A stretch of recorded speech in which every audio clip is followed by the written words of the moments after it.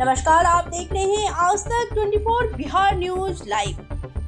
बिहार में पूर्व मंत्री बीमा भारती को जान से मारने की धमकी, रंगदारी की मांग, FIR दर्ज। बिहार में अब आम आदमी ही नहीं बल्कि खास लोग भी खुद को असुरक्षित महसूस कर रहे हैं। सांसद हो, विधायक हो या मंत्री, कोई भी अपराधियों के निशाने से बाहर नहीं है। ताजा मामला रुपैली विधानसभा क्षेत्र के पूर्व विधायक और बिहार सरकार में पूर्व मंत्री रह चुकी, साथ ही राष्ट्रीय जनता दल के वर्तमान प्रदेश उपाध्यक्ष श्रीमती बीमा भारती से जुड़ा है। बीमा भारती को जान से मारने की धमकी दी गई है, साथ ही रंगदारी की भी मांग की गई है। बताया जा रहा है कि यह घटना 12 अप्रैल की है। उस दिन बीमा भारती के मोबाइल पर एक अनजान नंबर से कॉल आता है, लेकिन व्यवस्था के कारण वह कॉल रिसीव नहीं कर पाती।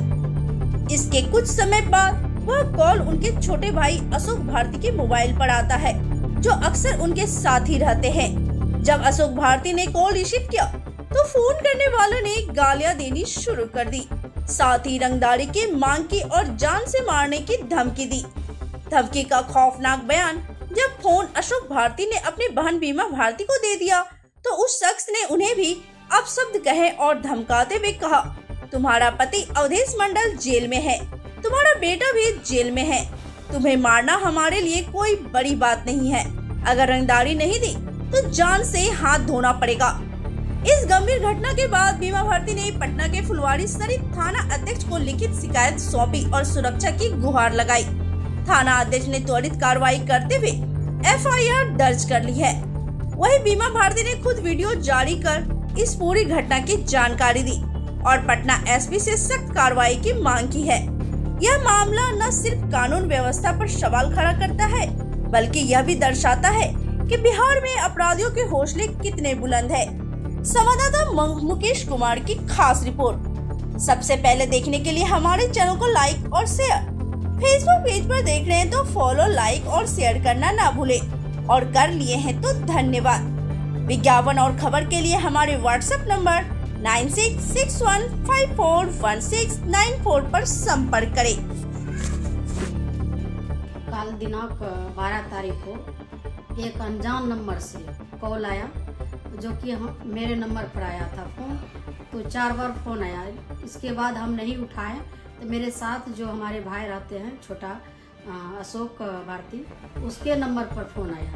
इसके बाद जो है उठाने के बाद लगातार भदा बात बोलने लगा। तो फिर हमको फोन दिया कि देखो कौन फोन किया है, ऐसे बोल रहा है। जब हम फोन उठाए तब बोले कि कौन बोल रहे हैं।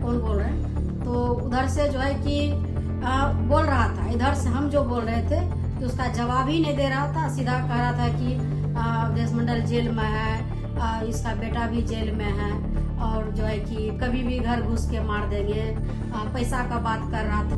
और जो है कि हम बोल रहे थे कि कौन बोल रहे हैं बताइए, तो कुछ नहीं बोल रहा था। खाली उधर से 3-4 आदमी का आवाज आ रहा था और थिरनट जो है कि थिरनट का बात कर रहा था कि मेरे पास कट्टा है, तो मेरे पास पिस्टल है, और 3-4 आदमी का सुनाई दे रहा था। लेकिन इधर से बार बार पूछ रहे थे कि कौन बोल रहे हैं, तो कुछ नहीं। उधर से जो है कि खाली बस उधरे से बोलते रह गया। तो हम फिर जो है कि फोन जब कट हुआ, समय था उस समय 10:02 पर आया था कॉल। तो हमने जो थाना प्रभारी अकबरपुर जो है वहाँ भी हमने फ़ोन करके सूचना दिए कैसे से हमको फ़ोन आया। तो बोला कि आप पटना में है, तो पटना में ही जो थाना पड़ता है वहाँ एक एप्लीकेशन दे दीजिए। इसके बाद धमदार DSP साहब से भी बात किए, तो उन्होंने भी कहा कि वहाँ एप्लीकेशन एगो मैडम दे दीजिए। तो हमने फुलवारी थाना में एक एप्लीकेशन दे दिए हैं। यहाँ पर आप जो है कि देखते हैं कि क्या कार्रवाई होता है, क्योंकि मन में डर सा बना रहता है कि एक जो है कि घर में भी एक डकैती हुआ हाल फिलहाल, और जो है कि घर में हम लोग 2 ही परिवार हैं, एक बेटी है एक हम है, और क्षेत्र में दौरा करते हैं। हम SP साहब से आग्रह भी किए थे, विनती भी किए थे कि हमारा हाउस गार्ड रहने दीजिए, बॉडीगार्ड भी रहने दीजिए, क्योंकि मेरे घर में बार बार घटना हो रही है। क्योंकि आप सभी जानते हैं कि मेरा 18 साल का बेटा भी का मर्डर हुआ 2018 में, मेरा सास ससुर का भी मर्डर हुआ।